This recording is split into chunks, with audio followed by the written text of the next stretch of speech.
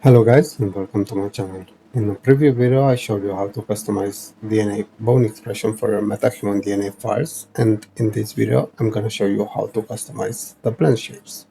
So the process to load the DNA is pretty similar. We load the DNA file, we select our file, you can verify which DNA you loaded by converting it to a mesh, and then we can go ahead with our customization. So first of all, each blend shape in Meta Human DNA is a corrective blend shape for an expression, right? So its purpose is to correct the expression that come from bone movement, right? So let's load first our expression, and we will load our jaw open expression. And this is the expression we've created in our preview video, right? From this point, we can do one thing, right? We can sculpt. We can go with sculpt mesh, and we can at this point use our sculpting tools to sculpt the mesh and do whatever we have to do, right?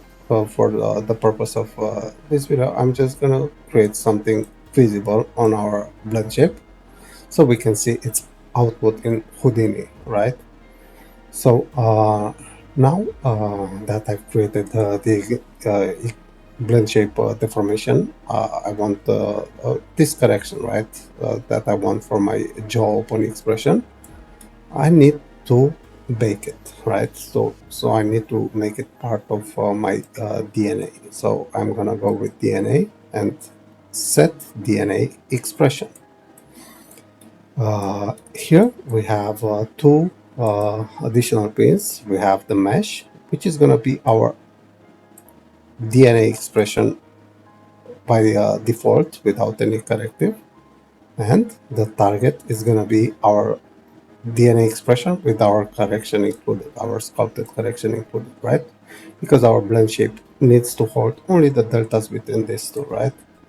So here we will see that we have the option to either select directly the blend shape name, or if you want to filter by expression. For example, I'm going here with jaw open.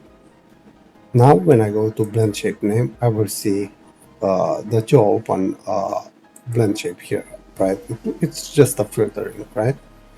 I don't want to apply this to all LODs. I'm just gonna keep it on the LOD 0 because I want to correct this only on the most the highest quality, right? On the highest quality LOD.